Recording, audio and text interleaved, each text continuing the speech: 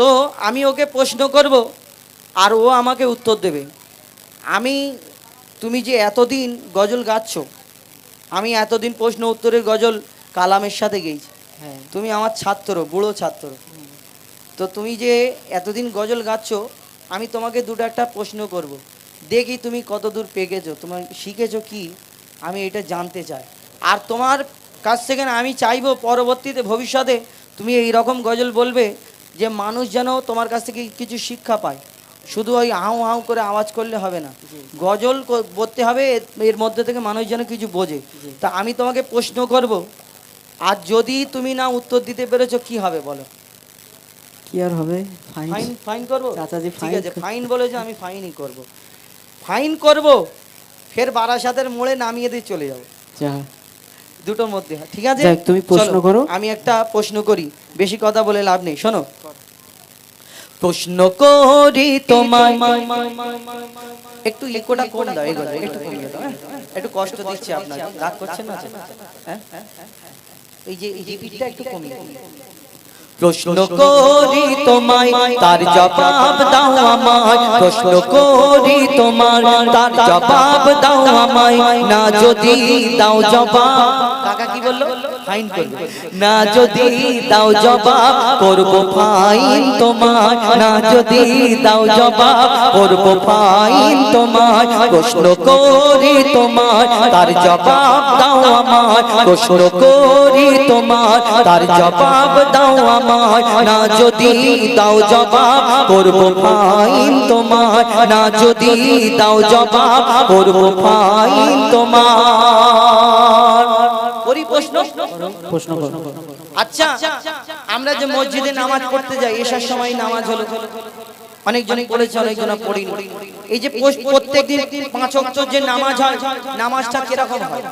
নামাজটা কিরকম হয়? নামাজ নিয়ত করতে হয়, রুকু সিজদা করতে হবে, তারপর নামাজ, তারপর বৈঠক করতে হবে, তারপর সালাম ফিরবে। আচ্ছা, সব নামাজে, তাহাজ্জুদ নামাজ বলো, ফরজ, সুন্নাত, ওয়াজিব, নফল, যা কিছু নামাজ আছে, সব নামাজে যদি নামাজ পড়াতে এই রকম নিয়ত করে, নিয়ত বাঁধার পরে সূরা ফাতিহা পড়ে, একটা সূরা পড়ে, তারপর রুকু করে, সিজদা করে, তারপর বৈঠকে বসে, তারপর সালাম ফিরতে হয়, তাহলে একটা নামাজ আছে দুনিয়াতে জানাজার নামাজ, এটাও নামাজ।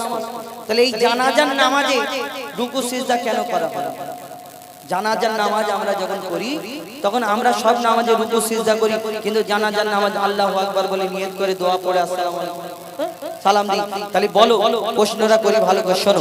বলো, জানাজা রুকু আর সিজদা ওই কেন নাই? জানাজায় রুকু আর সিজদা ওই কেন নাই? উত্তর কেমন দাও তুমি, দেখতে আজ আমি চাই। জানাজার রুকু আর সিজদা ওই কেন নাই? উত্তর কেমন দাও তুমি, দেখতে আজ আমি চাই। উত্তর যদি না পারো, উত্তর যদি না পারো, বুঝবো তুমি বেকার। যদি না পারো, উত্তর যদি না পারো, বুঝবো তুমি বেকার। না যদি দাও জবাব, করব ফাইন তোমার। না যদি দাও জবাব, করব ফাইন তোমার। ওস্তাদ, তুমি যে প্রশ্নটা করলে সত্যি ভাববার বিষয়, কারণ আমরা 5 ওয়াক্তের নামাজ পড়ি, সুন্নাত, নফল, ওয়াজিব যাই নামাজ পড়ি না কেন, রুকু সিজদার দরকার আছে, কিন্তু জানাজার নামাজে নেই কেন? ওস্তাদ, 8 বছর তোমার সাথে আছি। 8 বছর? হ্যাঁ, 8 বছর।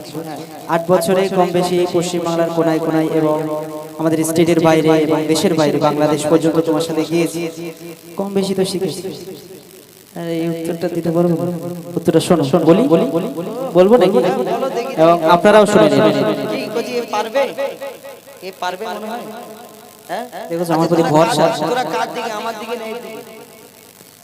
ওই আমি পয়সা দিচ্ছি আর ওর দিকে, মানে টাকা দিচ্ছি আমি আর ওর দিকে কেন? না, আমি তাকবীর দেব, দেখি আওয়াজ দে, না রে তাকবীর, আর এ তাকবীর দে, এবার জোরে দেবে, না রে তাকবীর। আমি জিতে গেছি। আচ্ছা ঠিক আছে, উত্তরটা শোনো, মন দিয়ে শোনো। মাইয়াতের সামনে সিজদা যদি করা হয়, মাইয়াতকে সামনে রেখে সিজদা করা হয় কি হয় শোনো। মাইয়াতের সামনে সিজদা যদি করা হয়, সেই মাইয়াতের সাথে খোদার শিরক হয়ে যায়। বুঝতে পারছো তো? ভালো করে শোনো। মাইয়াতের সামনে সিজদা যদি করা হয়, সেই মাইয়াতের সাথে আল্লাহর শিরক হয়ে যায়। রুকু ও সিজদার আল্লাহ শুধু হকদার, রুকু ও সিজদার আল্লাহ শুধু হকদার। দিলাম জবাব তোমার, দাও ফাইন আজ আমার। কি সব আমার কাছে ফাইন নেই। আচ্ছা ঠিক আছে, কি করব? আচ্ছা ঠিক আছে, তোমাকে দিই। দেখো তো আমি জিতে গেলাম। আচ্ছা এইবারে বলো। আচ্ছা শোনো, এটা ভালোবেসে দিলে। এবারে তোমার কিছু বলার আছে? হ্যাঁ আমার তো বলার আছে। তুমি যখন এত মানুষের সামনে আমাকে প্রশ্ন করেছো, তা উত্তর দিলাম। এখন আমি একটা ছাত্র হিসেবে তোমাকে প্রশ্ন করতে পারি? হ্যাঁ করো না। হ্যাঁ কোনো পারবে? যেন মানুষ শরিয়াত মোতাবেক যেন মানুষ বুঝতে পারে এর থেকে কিছু শিক্ষা হয়। উল্টো পাল্টা প্রশ্ন করলে দেবো। উল্টো পাল্টা প্রশ্ন করবো না। বল বল প্রশ্নটা মন দিয়ে শুনবে। হ্যাঁ আমরা সকলে জানি যে 4 পেয়ে যে সুরে বলো। সুরে বল। শোনো প্রশ্নটা মন দিয়ে শোনো। দুম্বা ছাগল উঠ গরু, দুম্বা ছাগল উঠ গরু ধর্মে হালাল জানে। দুম্বা ছাগল উঠ গরু ধর্মে হালাল জানে। শুকর কেন হয় হারাম, তার জবাব দাও শুনি। ভালো করে প্রশ্নটা শোনো। দুম্বা ছাগল উঠ গরু ধর্মে হালাল জানে। শুকর কেন হয় হারাম, তার জবাব দাও শুনি। সময় দিলাম 2 মিনিট, তার বেশি নয় গো আর। সময় দিলাম 2 মিনিট, তার বেশি নয় গো আর। না দিলে তার জবাব করব ফাইন তোমার। তোমার বেলায় আমি সময় দিলাম, তুমি আমাকে 2 মিনিট সময়। ওস্তাদ মানুষ আচ্ছা ঠিক আছে, তুমি বলছো যে গরু, দুম্বা, ছাগল, উট, ভেড়া এগুলো হালাল। হ্যাঁ শরিয়াতে হালাল। হ্যাঁ শুকর মানে শুয়োর যাকে বলা হয়, এই শুয়োর 4 পেয়ে জন্তুর এও, আর ওগুলো 4 পেয়ে জন্তু, ওইগুলো হালাল, আর এটা কেন হারাম? তাই তো? তাও তো কথাটা ঠিক। ও বি 4 পেয়ে জন্তুর, এ বি 4 পেয়ে জন্তুর, ওরও গোশ আছে এরও গোশ আছে, সব তো একই ব্যাপার। তাহলে শুনে রাখো, যদি সব ওইগুলো হালাল হয় এটা কেন হারাম? শোনো বলো। শুকর হলো প্রাণঘাতিক সব রোগের ভান্ডার, শুকর হলো প্রাণঘাতিক সব রোগের ভান্ডার। শুকরের গোশতে তৈরি হয় ক্যান্সার। আমার নবী বলেছে যে এইটা খেলে উম্মতের জন্য ক্ষতি, সেইটা আমার উম্মতের জন্য হারাম, তাই না? আমার দয়ার নবী বলেছে, শোনো, শুকর হলো প্রাণঘাতিক সব রোগের ভান্ডার। শুকরের গোশতে তৈরি হয় ক্যান্সার। চরিত্রহীন এই পশু এর জোড়া নাই গো আর। চরিত্রহীন এই পশু এর জোড়া নাই গো আর। দিলাম জবাব, দিলাম জবাব, দিলাম জবাব ভাই তোমার, দাও ফাইন গো আমার। শোনো, ফাইন দিতে হবে না, আমি তোমাকে, তুমি আমার ছোট ভাই, আমি তোমাকে ভালোবাসি, দরকার নেই আমার ফাইন। কিন্তু শোনো, এই যে কথাটা আমি বললাম তোমাকে বোঝাতে পেরেছি? একদম। আমরা এর মধ্যে থেকে কি পেলাম? যে আমরা গরু, ছাগল, মোষ এসবগুলো খাই, এগুলো হালাল, কিন্তু শুকর, এই যে শুকরটা আমরা, আল্লাহ রসুল আমাদের জন্য খাওয়া হারাম করেছে। কেন? এর থেকে প্রাণঘাতী এই যে শুকর, এর গোশত খেলে আমাদের এর থেকে ক্যান্সার সৃষ্টি হয়। এই কারণে আমার নবী বলেছেন উম্মতের জন্য যেগুলো কষ্ট অসুবিধা আছে সেইগুলোকে আমার দয়ার নবী হারাম বলে গেছে। আবার কিছু মেয়ে ছেলে মূর্তি আছে, আমাদের বাড়ি বাড়ি কিছু মহিলা আছে, বলে ওই শুয়োরের নাম বলিনি 41 দিন নাপাক হয়ে যাবে। এরকম বলে না, শুয়োরের নাম বললে নাকি 41 দিন নাপাক হয়ে যাবে। তাহলে কোরআন শরীফে এসব ফালতু কথা, এসব গুজব কথা কে বলে আল্লাহ জানে, কোথা থেকে পায়, কোন মৌলানা বলেছে এনাদের।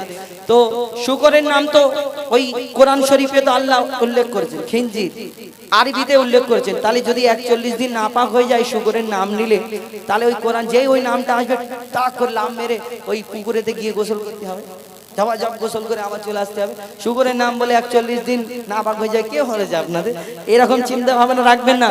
এই শুকরের গোশত আমাদের জন্য হারাম এই কারণে। যাই হোক, তোমাকে আর একটা প্রশ্ন করব, শেষ প্রশ্ন, এবং এই কবির, যে কবির নাম আমি বলে দেবো এবং আমার ইউটিউবার ভাই যারা ছাড়বেন এই কবির নামটা সহ ছাড়বেন, তাহলে যিনি কবি লিখেছেন তার হয়তো কষ্ট হবে না ছাড়লে। শোনো, মরা মাছ ইসলামে খাওয়া যে নয় হারাম।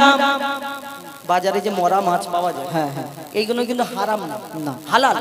মরে পচে 14 দিন 15 দিন পর কন্টেনারে করে আসে বরফ লাগিয়ে, সেই মাছগুলো কিন্তু হালাল, হারাম না। তাহলে শুনে রাখো, আমার আরেকটা প্রশ্ন শোনো, মরা মাছ ইসলামে খাওয়া যে নয় হারাম, কিন্তু মরা মুরগি ওই খাওয়া কেন হারাম? মরা মাছ ইসলামে খাওয়া যে নয় হারাম, কিন্তু মরা মুরগি ওই খাওয়া কেন হারাম?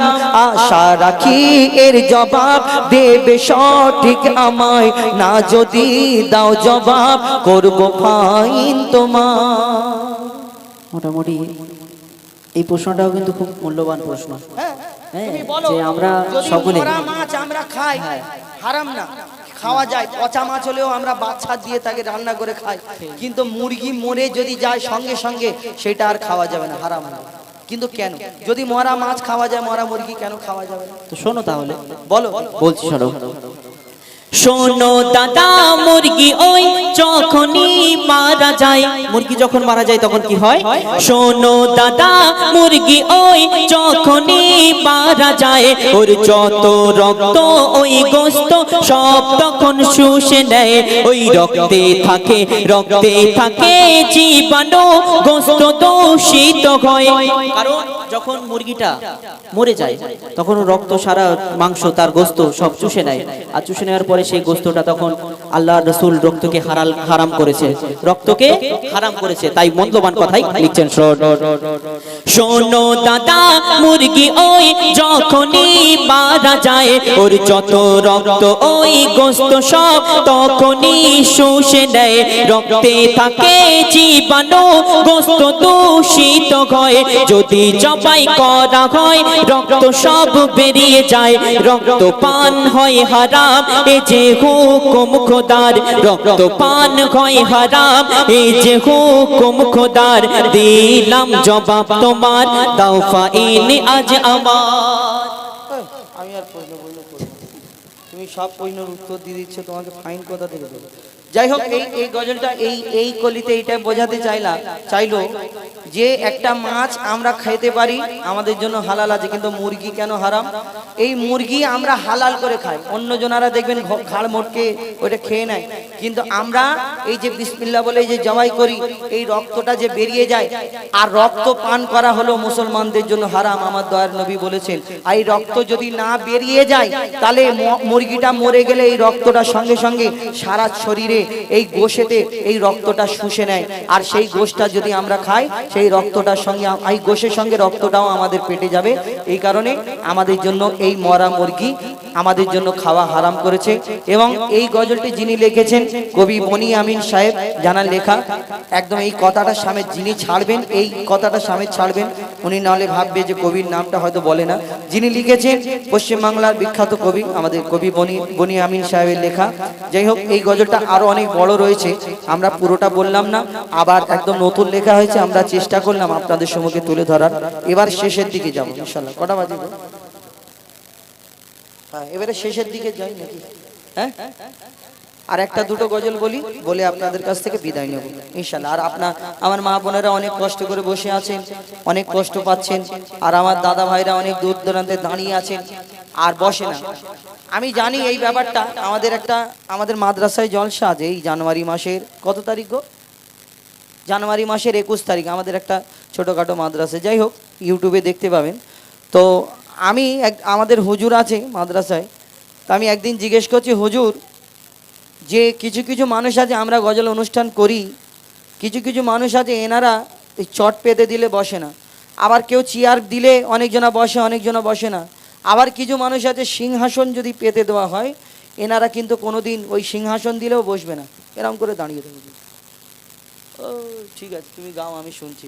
কিন্তু আমি বলি এটা কেন ওনারা বসে না কেন, আমার তো মাথায় আসে না। প্রশ্নটা যখন করেছি আমাদের হুজুর বললো আমরাও যখন অনেক জায়গায় দেখি এরকম অনেক মানুষ আছে যারা বসে না, কিন্তু আমাদের হুজুর বলছে যে দুটো অপশন দুটো দিয়েছে, হয় মুখেতে হয় ওই তোমার জুতো চুরি হয়ে যাওয়ার ভয়, যে বসলে যদি জুতো চুরি হয়ে যায়, আর কেউ কেউ আছে মুখেতে গুটকা থাকে মুখ করে চিবই তো, আর ফেলবে কোথায়, পাশে আশেপাশে লোকজন থাকে কোথায় ফেলবে, ও কি করে ও ফেলার জায়গা নেই বলে অনেকজনা দাঁড়িয়ে থাকে। তো যারা দাঁড়িয়ে আছেন তাদেরকেও ধন্যবাদ, যারা বসে আছেন তাদেরকেও ধন্যবাদ। এবার আমরা শেষের দিকে একটা দুটো গজল বলবো, আপনাদের কাছ থেকে বিদায় নেব। জানি না আপনাদের কতটুকু কি শোনাতে পেরেছি, কি বোঝাতে পেরেছি। এখন আপনাদের সম্মুখে আমরা একটা নতুন পবিত্র কি বলছি, ইশকে হাবিবের একটা গজল, আলামিন নবী আমার না, ঘুমিয়ে যারে লাল আমার, ঘুমিয়ে যারে লাল আমার, তা আর 101 কোরআন দেখ, এই না 104 কেতাব নাজিল হয়েছে, ঠিক আছে এদের দুজন, হ্যাঁ